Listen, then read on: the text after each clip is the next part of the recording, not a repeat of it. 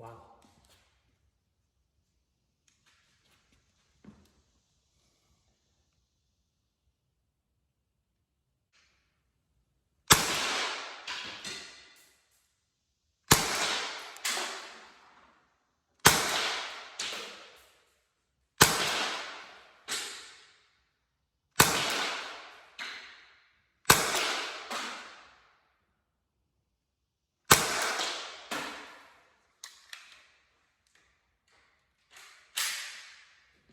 That is definitely up close, pretty scary stuff. Let's take a look at this. I was shooting a glass, not glass, I was shooting ice, a big block of ice, very hard. You can see the kind of damage that it's doing at close range. Really chipping away at the ice. Broke my container that it's in. First shot was probably in that corner. Way louder when you shoot in the garage than in the basement. And you can see it did not penetrate or actually shatter the ice, not go all the way through. But that's a pretty serious impact on the ice at that close range.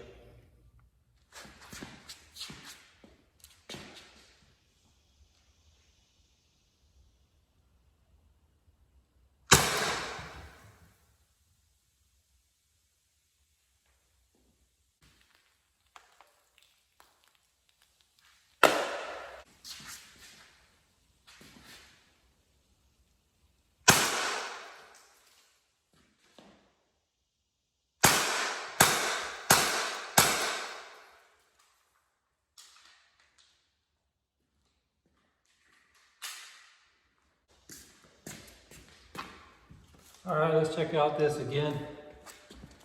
Well, doing a bit of damage to it.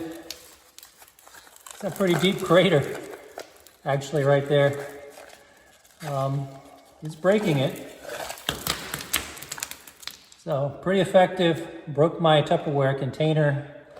Went through the crack, through the soda can, the Quack energy drink. Pretty much destroyed that very easily. I tell you that it's loud inside of a garage like this.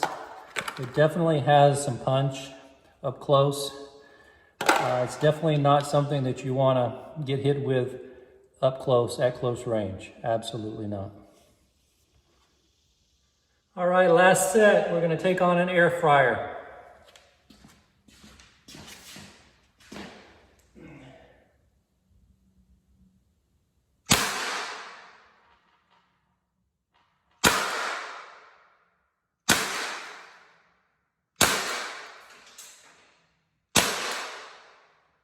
All right, that was 5 shots onto an air fryer. Let's take a look. Man, so that was from a couple feet away. It's going through the plastic into the insides of the air fryer and hitting some of the metal. Definitely not going to touch the metal.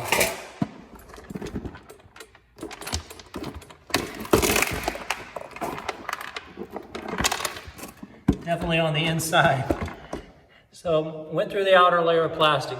These things penetrate plastic extremely well. That's never been an issue. Plastic is pretty fragile, but as you can see here, there are a lot of things that it can penetrate, a lot of punch. This is up close and personal. All right, let's take a look at these guys. I rescued all the ones that were inside the air fryer, and I found most of them that I was using. These are all the ones that were shot. To me, they look pretty good, but there was definitely some scuffing. This one right here in particular has some scuffed edges, but there was no like warping of the spherical shape. They still pretty good looking, although it's not quite as perfectly shiny. There's a little bit of scuffing, but in general, I think they're okay. You tell me what you think. I think they survived quite well against really hard objects, the block of ice, against an air fryer. Now, these not only hit the plastic and went through, but they were contacting the metal on the inside, and that's where I imagine a lot of the scuffing that you can see there comes from. And then there was a lot of ricochet. And you can see here, this was one that has a nice little scuff on it. Whether that one is still good or not, you let me know. There you can see it. So there was a lot of ricochet off of the ice. I could hear an impact, and then I always heard a secondary impact where they were hitting on the back wall on the other side of the garage. And the garage is pretty wide, so these things were going a long way back. I was firing, all of my shots were up close and personal. These were not point blank, so I wouldn't call any of these necessarily point blank, but I was within an arm's reach, maybe 2 arms reaches, within 3 to 6 feet. So this is much closer than I normally shoot. And as you can see, I do believe that within 6 feet, these can be an effective self-defense deterrent. And the fact that the launcher is so small and compact and easy to carry, that is also a plus. And so it grows on me the idea of using something like this. I never would expect these to put someone on the ground, but I think that if you heard those shots, and you can see how hard these things are hitting, it sounds like a firearm inside of a garage. Now, I don't know how it sounds outside the house. I've never done that, but this is what I see. Let me know what you think, folks. This was all for you. I hope that this was informative. Everybody take care. See you next time.